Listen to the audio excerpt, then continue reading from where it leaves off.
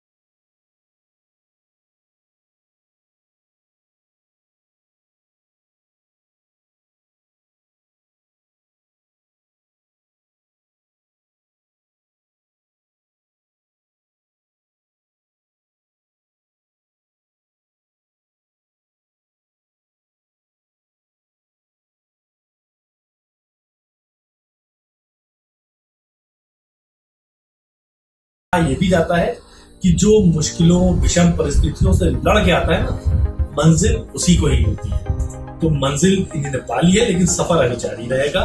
लेकिन हम आज धीरज से पूछेंगे कि उन्होंने कैसे तैयारी करी, क्या मुश्किलों का सामना किया। धीरज बताइए, सबसे पहले तो ये बताइए कि किस सन में आपने परीक्षा दी थी और कब आपका रिजल्ट आया? मैंने 2020-21 सन का एग्जाम दिया था और इसका फाइनल मेरिट लिस्ट अभी आया था। हमारा बिहार में 117 रैंक रहा है बीपीएससी में। और पिछले 2 सालों से हमने बहुत ये मेरा फर्स्ट अटैम्प्ट था। इससे पहले मैंने सिविल सर्विस भी दिया था, वहाँ पे सफलता नहीं मिली, लेकिन कोशिश फिर जारी रही। तो ये बताइए किस तरह की परेशानी है, क्योंकि अभी हमें जैसे पता चला कि आपकी सुरक्षा गार्ड को उन्होंने किस तरह आप लोगों को पढ़ाया, और अभी एक बात और भी सामने आई है कि आपकी बहन पीजीआई में कैंसर जैसी बीमारी से लड़ रही। इन सबके बीच आपने किस तरह तैयारी करी, कैसे परिस्थितियों से लड़े, जानना चाहते हैं कि लोग, क्योंकि आप जैसे लोग ही हमारे दर्शकों के इंस्पिरेशन बने। तो क्या हो रहा है? देखिए, प्रॉब्लम्स तो बहुत आई इस टाइम में। जब मेरी सिस्टर एडमिट थी तो उनको एक ऐसी बीमारी है जो कि बहुत रेयर डिजीज है। मतलब हर साल 10 लाख लोगों में किसी एक को होता है, जिसका नाम है एप्लास्टिक एनीमिया। और उसमें भी उनको सीवियर एप्लास्टिक एनीमिया था। तो हमें हर हफ्ते ब्लड और प्लेटलेट्स ट्रांसफ्यूजन का जरूरत पड़ता था। और इतनी दूर से सीवान से पीजीआई का सफर, ये कैसा रहता है? ये इसको मैनेज करते हैं बहुत मुश्किल था। और यहाँ पे मतलब जब सिस्टर हमारी एडमिट हुई, शुरुआत में तो बहुत दिक्कतें आई। उसके बाद हमारे कुछ रिलेटिव्स थे जिनके सपोर्ट से हम यहाँ पे मतलब जो एकोमोडेशन का प्रॉब्लम है वो ख़त्म हुआ। लेकिन सबसे बड़ी प्रॉब्लम थी हर हफ्ते ब्लड और प्लेटलेट्स का अरेंजमेंट करने के लिए। तो उसके लिए एक शख्स हैं जिनका मतलब जिनका मैं आपको बता नहीं सकता, डॉक्टर अली नकवी सर। उनकी मतलब वो एक पहचान के मोहताज नहीं है, वो अपने आप में एक शख्स है जिन्होंने इतना बड़ा एक कंट्रीब्यूशन दिया है। और जो मेरी जहाँ तक स्टडी की बात है, तो मैं हॉस्पिटल में रह के मैं दिन में इधर डॉक्टर्स के साथ, कभी इधर मतलब दौड़ता था। रात को मैं ज़्यादातर पढ़ाई करता था और कभी मैंने ये नहीं सोचा कि हाँ, कोई एक्सक्यूज़ नहीं बनाया कि नहीं अभी तो मेरी सिस्टर हॉस्पिटल में है तो मैं इसको अवॉइड करूँ या मैं इसको थोड़े दिन के लिए छोड़ दूँ, तैयारी में बाद में करूँ। क्योंकि अल्टीमेटली जो मेरा गोल था कि नहीं मुझे करना तो सिविल सर्विस ही, वो नहीं हुआ।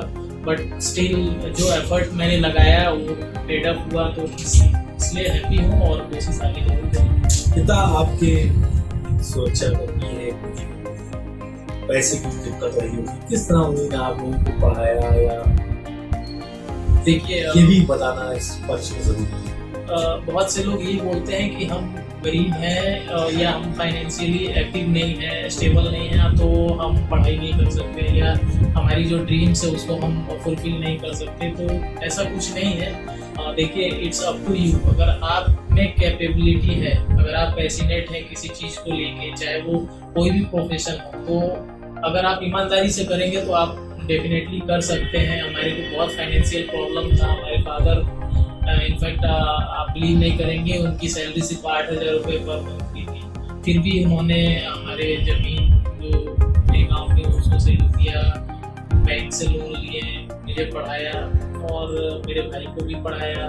तो प्रॉब्लम्स आती हैं, बट लेकिन एक चीज़ था, ऑनेस्टली बोल रहा हूँ, मेरे पेरेंट्स को मुझ पर यकीन था कि मैं कुछ अच्छा करूँ। तो अगर आपके पास पैसे नहीं है, आप पढ़ना चाहते हैं, कुछ करना चाहते हैं, तो ऐसा नहीं है कि आपके पेरेंट्स जो है वो आपको सपोर्ट नहीं करें। अगर आप में कैपेबिलिटी है तो आपके पेरेंट्स को दिखता है और वो कहीं से भी अरेंजमेंट करेंगे, आपको आगे बढ़ाएंगे। एक सवाल और है कि जो हमारे युवा सिविल सर्विस में करते हैं,